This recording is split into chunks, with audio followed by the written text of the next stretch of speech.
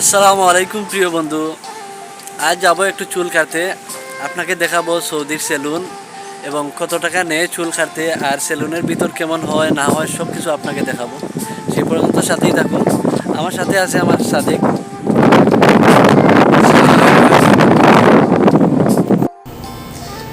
এই দেখেন সুন্দর সেই সেলুনটা।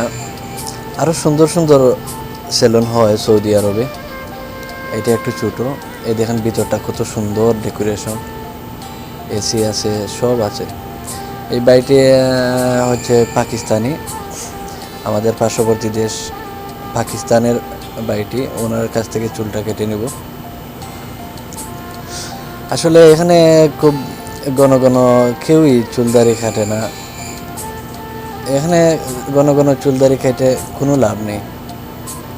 সবাই নর্মালি চলাফেরা করে।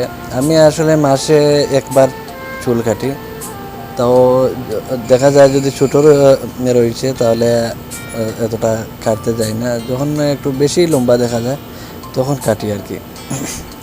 কী লাভ ভাই, এখানে প্রবাসের জীবন, এখানে তো ফ্যাশন কে দেখবে? আর এখানে দেখার মতো কেউ নাই, সবাই নর্মালি চলাফেরা করে। কারণ সব কিছুতেই অনেক টাকা লাগে ভাই। এই চুল দাড়ি কাটতে অনেক টাকা লাগে, সময় লাগে। টাকাও লাগে, সময়ও লাগে। এই সময়টুকুও নাই। আর এইখানে এত ফ্যাশন কেউ করে না, সবাই নর্মালি চলাফেরা করে। আজ আমি চলে আসলাম, আমার চুল দাড়িটা অনেকটা লম্বা হয়ে গিয়েছিল, তাই আসলাম। না আরও লেটেই কাটতাম। এই দেখেন কত সুন্দর করে বাড়িটি কাটতেছে। আর ওই পাকিস্তানি কথাবার্তা বলতেছে। বাড়িটা উনি একটু পরিচিত আমাদের পাশাপাশি সেলুনটা, তাই ওই ভাইয়ের কাছেই চলে আসলাম। প্রায় সময় এখানে আসি, অন্য অন্য জায়গায়ও কাটি। এই দেখেন, আজ আপনাদেরকে দেখাবো বলে ভিডিওটা করলাম। খুব সুন্দর, মানে এখানে সেলুনগুলো খুব সুন্দর। ওই যেগুলা ইউজ করে, যেমন আমার গায়ে যেটা পরাইছে ওইটা একটা কিস পলিথিনের মতো আর কি।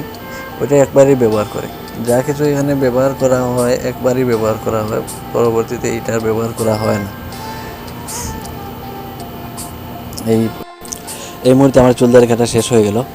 চুলদারি কাটতে সৌদি আরবের 20 রিয়াল টাকা নেয় আজনবীদের জন্য, যারা বাঙালি, ইন্ডিয়ান, পাকিস্তান, এদের জন্য 20 রিয়াল, বাংলাদেশি টাকায় 650 টাকা।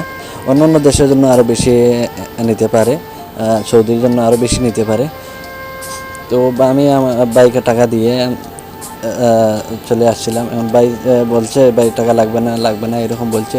তারপরে আমি জোর করে টাকা দিয়ে আসলাম। আমাদের ভিডিও আজকে এই পর্যন্তই। দেখা হবে অন্য কোনো ভিডিওতে। সেই পর্যন্ত ভালো থাকুন। আসসালামু আলাইকুম।